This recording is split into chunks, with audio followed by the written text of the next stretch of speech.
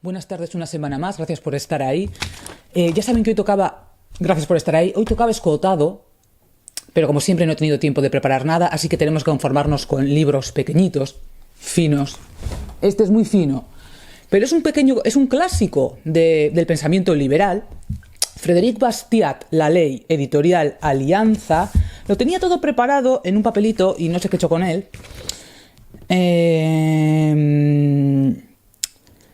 De 1850 el texto, vale. Bastiat nace en 1801 y muere en 1850, y tanto Bastiat como este texto son prácticamente contemporáneos a Karl Marx. Karl Marx era algo más joven. Son contemporáneos a Karl Marx y a El Capital o el Manifiesto Comunista, uno de los dos, y a Donoso Cortés, el de Ensayo sobre el catolicismo, prácticamente contemporáneos. Bueno, lo tenía todo preparado y no sé, ya les digo que no sé qué he hecho con el papel, así que bueno, un poco como salga. Este texto tiene 129 páginas, pero contando el prólogo es de Carlos Rodríguez Brown, el que escribe en El Expansión, o escribía cuando yo era joven y feminista y comunista y tal. Carlos Rodríguez Brown era una de mis bestias negras, y luego pasé a recortar sus artículos que les iba a enseñar, pero por no andar perdiendo el tiempo y buscando entre todos mis papeles, pues no se lo enseño, no los he sacado por no andar buscándolos. Bueno, en fin, entonces Alianza, colección Ciencia Política, Madrid, del año 2005, 129 páginas, introducción de Carlos Rodríguez Brown, vale. En este texto lo que hace Bastiat, Frédéric Bastiat, que por cierto era de Bayona, es criticar lo que hoy en día llamaríamos affirmative action. Como buen liberal, para él la ley es simplemente reprimir la injusticia y no intentar fomentar lo que sea algo de forma positiva. Da igual que sea la moralidad, que la igualdad, que da igual. Van a ver hasta qué punto este texto es, bueno, ustedes juzgarán, es aplicable a lo que pasa hoy en día, porque si tú desnaturalizas la ley y la conviertes en un instrumento para conseguir de forma positiva tu objetivo, le estás dando a aquel que tiene acceso a controlar la ley o a inventar la ley, le estás dando un poder que no debería tener. Sobre todo va a criticar el expolio al que son sometidas todas aquellas clases que no controlan la fabricación o la invención de las leyes. Bueno, pues en el prólogo nos dice Brown que Bastiat había estudiado por su cuenta, que se mueve en el mundo de los economistas franceses seguidores de Say. Say fue el que dijo que la ley de la oferta de Say, o la ley de la demanda de Say, que es la oferta la que crea la demanda y no al revés. De Say, que es el discípulo francés de Smith, Quesnay, de Stud de Tracy. A ver, de Stud de Tracy tuvo su momento de fama hace unos años cuando aquí gobernaba ese otro individuo. Bueno, para mí todos son iguales, me da igual de un sitio que de otro, pero aquel que era especialmente inepto, ¿se acuerdan lo de cómo definió lo que era la ideología? Que la ideología era una palabra, un neologismo que habían hecho los de Stud de Tracy, y el otro no tenía ni idea y llegó a presidente del gobierno. Se mueve en el mundo de los economistas franceses seguidores de Say como Charles Dunoyer, Joseph Garnier, Gilbert Guillamin, Adolphe Blanqui, Michael Chevalier, Henri Braudillard y el famosísimo belga Gustave de Molinari. Molinari es el que planteó la primera teoría anarcocapitalista, lo cual me recuerda que tengo que ir a comprarme el libro de Anso Bastos. Llevo por lo menos un par de años para ir a comprármelo y ya ven. A Bastiat le han criticado, caricaturizado, etcétera, etcétera. El propio Karl Marx le llamó economista pigmeo, y he traído, como yo resulta que sí que me he leído a Karl Marx, les traigo la cita exacta que dice aquí Karl Marx en El Capital: si un gigante del pensamiento como Aristóteles se equivocaba en su apreciación del trabajo esclavo, ¿por qué habría de acertar un economista pigmeo como Bastiat al juzgar el trabajo asalariado? Y ahí tienen ustedes que es como el insulto supremo. Si algún día tienen que insultar a alguien, háganlo con estilo y diciendo: ¿sabes? Si un gigante del pensamiento como Aristóteles se equivocaba, ¿por qué va a acertar un pigmeo como tú? O algo así.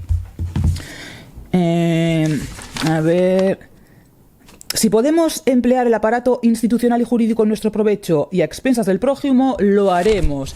A ver, tenía todo preparado, pero es que si no esto se va a hacer eterno. Así que empezamos ya con el texto que... Ay, por Dios. Discúlpenme, pero no voy a editar luego nada. Hace aquí un frío. Bueno, Bastiat es un liberal más iusnaturalista que utilitarista, más bien más tradicionalista, o más tendiendo a ser tradicionalista. Aquí les pidió que pensaran que si en París se podían comprar alimentos de todas partes todos los días, no era porque había un jefe que lo planificara. Es decir, no como una economía planificada, ¿no?, de tipo socialista, sino porque había incontables ciudadanos libres atendiendo a sus propios intereses. Y a cuenta de todo esto quería leerles un fragmento de este libro que va a salir también, bueno, este es el de la semana que viene, o el de la siguiente, que ya está grabado el vídeo. Aquí nos dice Jean-Francois Rebel, esto es a modo de anécdota, nos dice: véase este reportaje sobre el abastecimiento de Moscú en el 75. No hay un moscovita que salga de paseo, que se dirija a su trabajo o simplemente a casa de unos amigos sin llevar una bolsa para provisiones. Es que hay que estar siempre dispuesto a detenerse en un almacén o ante un tenderete instalado en una acera para comprar un kilo de manzanas o naranjas que el azar de la distribución habrá colocado en vuestro camino. Los habitantes se han habituado muy bien a ello en el transcurso de los años. Cuando se forma una larga cola de 200 o 300 personas delante de un escaparate, esto solo puede significar una cosa: la llegada de algo excepcional: plátanos, fruta rarísima, limones imposibles de encontrar en invierno, lechugas. Con frecuencia las lechugas, que son algo milagroso. Con frecuencia, aquí las lechugas, es muy típico que los que tienen caserío, yo incluida, o casa, tienes una huertita y plantas tú tus lechugas. Pues bueno, en la Unión Soviética en el 75 las lechugas eran algo milagroso.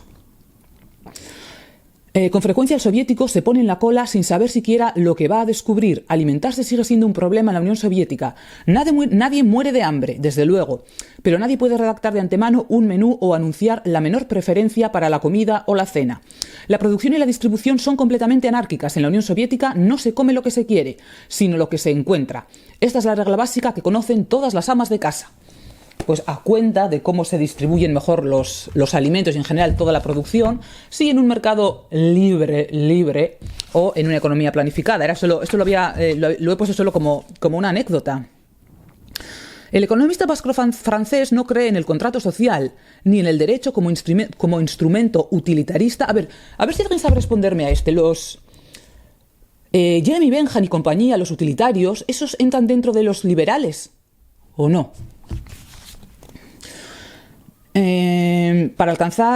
No creen el derecho como instrumento utilitarista para alcanzar la felicidad de la mayoría, ni como convención arbitraria, sino en el derecho natural. Eso, que es más bien es un liberal, pero tradicionalista. La vida, la libertad y la propiedad, dice Bastiat, no existen porque los hombres han legislado. Al contrario, la vida, la libertad y la propiedad existían antes. Es un recordatorio de que existe un orden moral que precede a los dictados de la legislación positiva. A ver.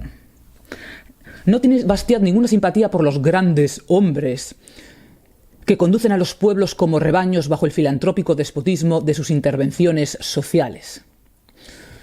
Nuestro autor remitía esta falacia y todo el socialismo a la antigüedad clásica. Aquí ya hemos visto que Igor Safarevich, que llama socialismo a algo que alguien que entendiera de metafísica llamaría antisustancialismo, que eso existe desde siempre, la antigüedad clásica y probablemente antes y después. Bueno, empieza ya. A ver, este es el primer párrafo de este texto, de la ley de Bastiat, que es muy, muy famoso. La ley pervertida, la ley y por consiguiente todas las fuerzas colectivas de la nación, la ley, digo, no solo desviada de su objeto, sino aplicada a otro directamente opuesto. La ley convertida en instrumento de toda codicia, cuando debía ser su freno. La ley cometiendo la iniquidad misma que debía castigar. Este es indudablemente un hecho grave, caso de que exista y hacia el cual debe serme lícito llamar la atención de mis conciudadanos. Bueno, y aquí tengo muchísimo porque les digo que es un texto muy, muy actual y al final he subrayado tanto que ahora no sé qué era lo que tenía que leer. A ver. La ley es la organización del derecho natural de la legítima defensa en la sustitución de la fuerza colectiva a las fuerzas individuales para obrar en el círculo en que éstas tienen derecho a obrar. Si existiese un pueblo constituido sobre esta base, prevalecería el orden, así en sus actos como en sus ideas. Su gobierno sería más sencillo, económico, menos pesado, menos responsable, es decir, más justo y por consiguiente el más sólido que pueda imaginarse cualquiera que fuese su forma política. No veríamos esas grandes desviaciones de capitales, trabajo y población provocadas por medidas legislativas, desviaciones que llegan a hacer muy precarios o inseguros hasta los manantiales que producen medios de existencia. ¿Cómo se ha realizado esa perversión de la ley?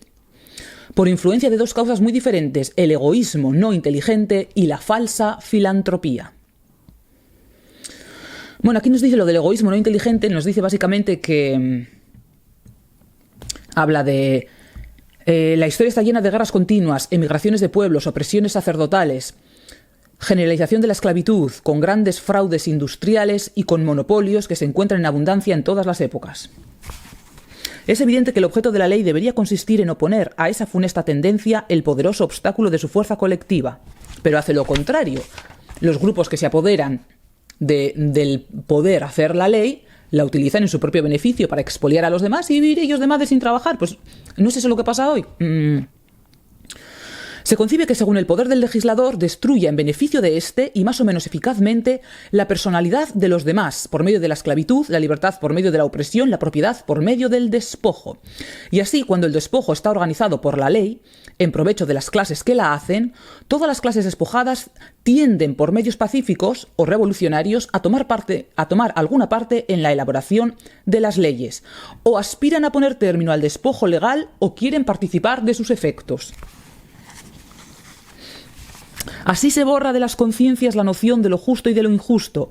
No puede existir sociedad alguna sin el respeto más o menos profundo a las leyes.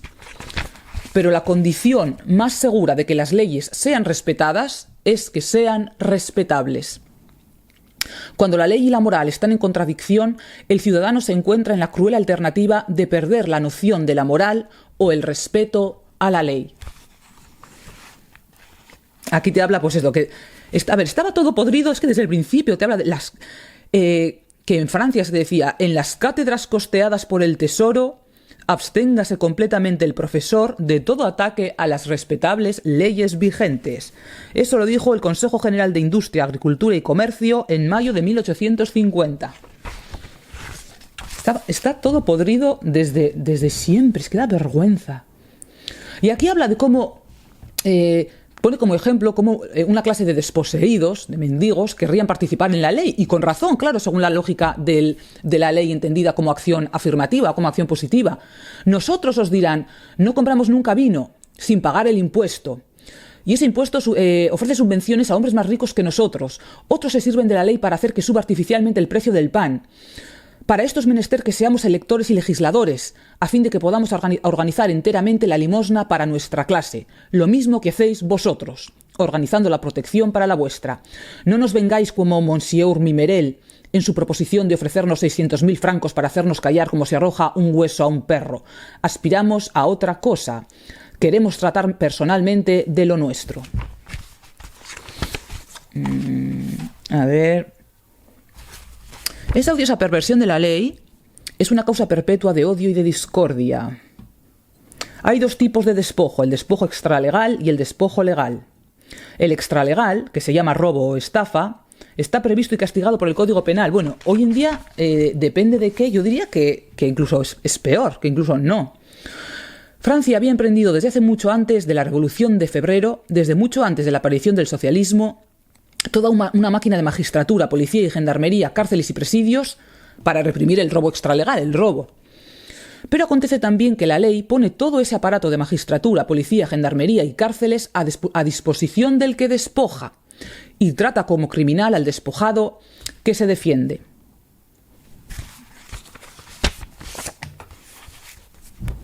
El socialismo, así definido, convertido en cuerpo de doctrina, ¿qué guerra queréis que se le haga, sino una guerra de doctrina también, lo que hoy en día llamaríamos guerra cultural? Pero precisamente el socialismo invoca la ley, no aspira al despojo extralegal, sino al despojo legal. Hace como todos los monopolizadores del mundo, que procuran convertir la ley en instrumento suyo.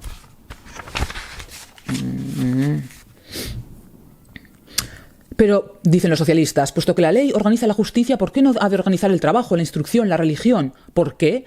Porque no puede organizar el trabajo, la instrucción y la religión sin desorganizar también la justicia. La ley, por medio de su agente necesario, que es la fuerza, impone una manera de trabajo, un método o manera de enseñanza, una fe o un culto, y no obra negativa, sino positivamente sobre los hombres. Sustituye la voluntad del legislador a la voluntad de aquellos, la iniciativa del legislador a su propia iniciativa. Miren esta frase, ¿eh? Ya no pueden aquellos consultarse, comparar, prever. La ley lo hace todo por ellos. La inteligencia es para ellos un don inútil. Para toda la ciudadanía de todos esos regímenes que se han levantado, de todas esas estructuras políticas que se han levantado como consecuencia del ciclo revolucionario liberal que empieza en 1818 hasta 1848 creo que fue, ¿no? 1818, 1830, 1848. Bueno, y que empieza con la Revolución Francesa, claro. Ya lo va a decir aquí Bastiat. Hay una porción de hombres que carecen de riquezas, decís, y enseguida os dirigís a la ley. Pero la ley no es una teta que se llene por sí misma. Vosotros decís también, hay una porción de hombres que carecen de luces, y os dirigís a la ley, pero la ley no es una antorcha que derrame un resplandor propio, o sabiduría, diría yo. Todos han visto entre la humanidad y el legislador la misma relación que existe entre el barro y el alfarero. Creen estos mismos escritores que hay algunos hombres llamados gobernantes o legisladores que reciben del cielo una tendencia opuesta, porque dice que ellos creen que la humanidad está corrompida, todos estos legisladores, y que tienen la tendencia al mal y a corromperse, pero claro, ellos no. Reciben del cielo tendencias opuestas, no solo para ellos mismos, sino también para los demás. Al paso que la humanidad se inclina al mal, ellos se inclinan al bien. Mientras la humanidad camina hacia el caos, ellos van hacia la luz. La humanidad se siente arrastrada al vicio, pero a ellos los impulsa la virtud. Y aquí cita una serie de autores que han defendido ese tipo de... no el Estado o un rey, bueno, aquel que ostente la magistratura pública como una especie de hacedor de todo su pueblo, de todo su mundo, de todos sus gobernados, como si fuera... Pues eso, como si fuera un alfarero y todos los demás, todo barro que puedas modificar. Ingeniería social, llamaríamos ahora. Aparece Bossuet, Fenelón. A ver, no tengo nada aquí. Montesquieu, ¿quién se lo iba a imaginar? Pues Montesquieu, dice Montesquieu. Esto es de Montesquieu, ¿eh? Fíjese la atención en el grandiosísimo genio que hubieron menester aquellos legisladores y se verá que luchando de frente con todos los usos admitidos y confundiendo todas las virtudes, mostraron al universo su sabiduría. Y dice él... dice Bastiat... La rutina vulgar dirá a voz en grito, pero si eso es Montesquieu, es magnífico, es sublime. Pues según la opinión de Montesquieu, las personas, las libertades, las propiedades, la humanidad entera, no son más que materiales propios para que el legislador luzca su ingenio. Después, como no... A ver, son los de siempre. Aquí aparece Rousseau, como se diga. Raynal. A ver, ya irán apareciendo textos en los que se cita, a ver, el de bueno es el de Igor Safarevich, porque Igor Safarevich analiza a todos estos 18escos, a ver, Bossuet, Fenelon y tal, son más bien 17escos, les analiza todos sus textos parte por parte y muestra lo que realmente son, aparte de verdaderos ignorantes, verdadera escoria intelectual, totalitarios alucinados, y es sobre la base de este tipo de textos sobre los que se ha alzado la modernidad política. Yo creo que cuando la gente dice eso, dice que la ilustración, no sé qué, es que no se han leído los textos de esta gente. Es que seguro, vamos. Raynal. Bueno, aquí pone también Bastiat algunos ejemplos. Mably, Condillac. A ver qué es esto.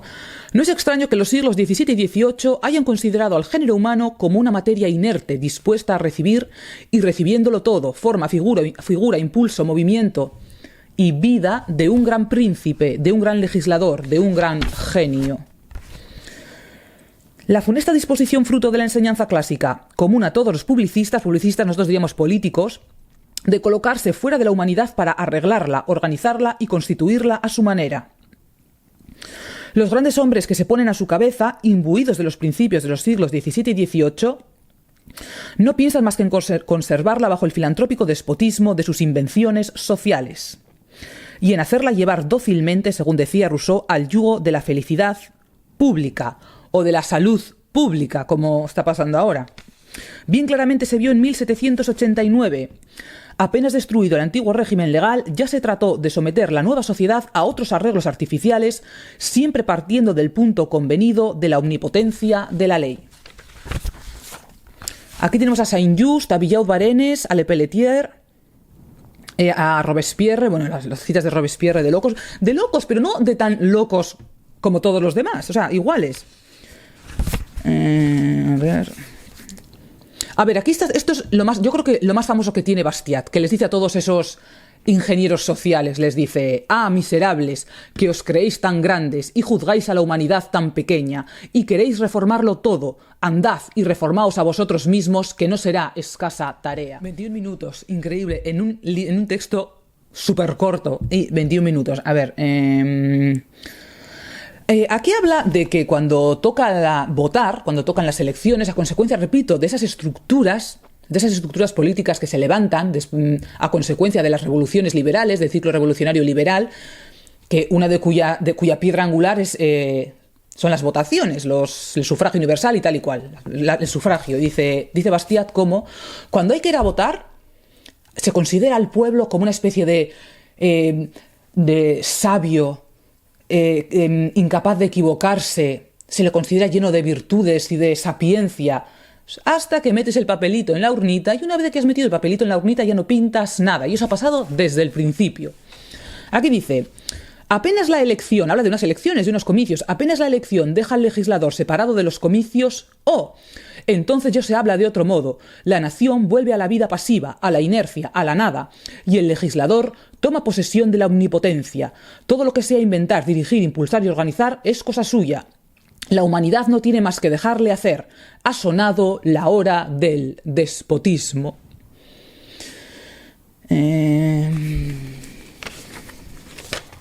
A ver, aquí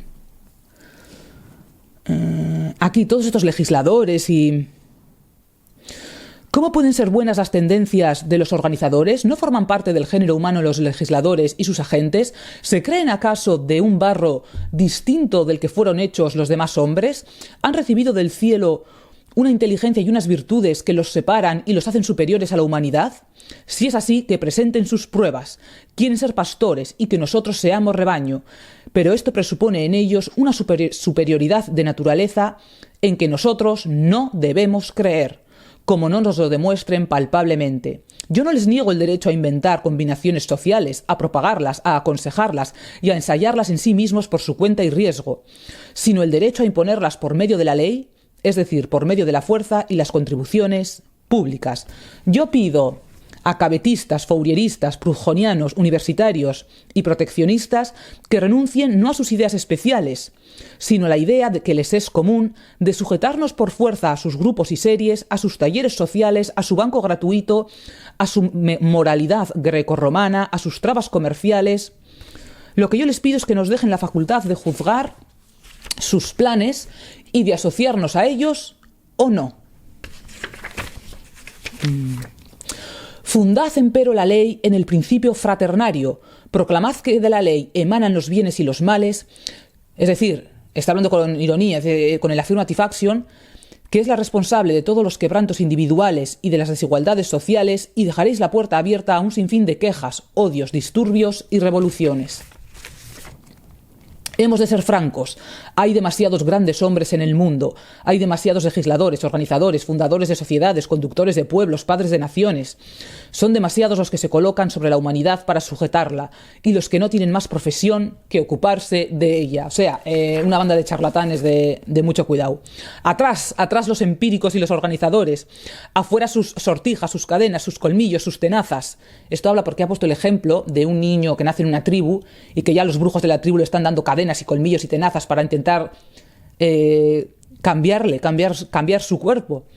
Afuera los medios artificiales, afuera su taller social, su falansterio, su gubernamentalismo, su centralización, sus aranceles, sus universidades, sus religiones de Estado, sus bancos, a ver, religiones de Estado, pues hoy llamaríamos cuál es la religión del Estado, el feminismo, sus bancos sean gratuitos o monopolizados, sus comprensiones, sus restricciones, su moralización y su igualación por medio del impuesto.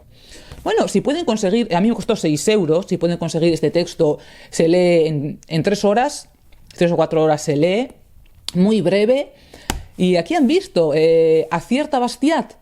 Lo que dice en 1850 sería aplicable a lo que está sucediendo hoy. Pues ahí tienen a alguien que medio liberal, medio conservador. A ver, ¿por qué yo personalmente consideraría a Bastiat conservador y no tradicionalista? Porque no critica el concepto de soberanía.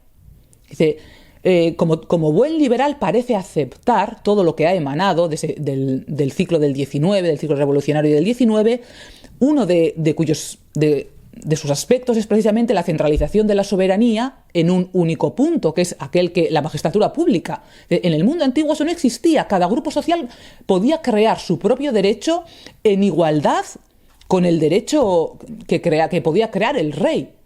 Hasta que, recuerden el concepto de soberanía de Jean Bodin, que eso ya se ha visto en algún otro vídeo, ahora no me acuerdo en cuál. Claro, es lo que les pasa mucho a lo que les pasa a los liberales, que claro, no se dan cuenta de que están negando las consecuencias, pero no la causa. Es mi opinión personal. Sin más, hasta la semana que viene.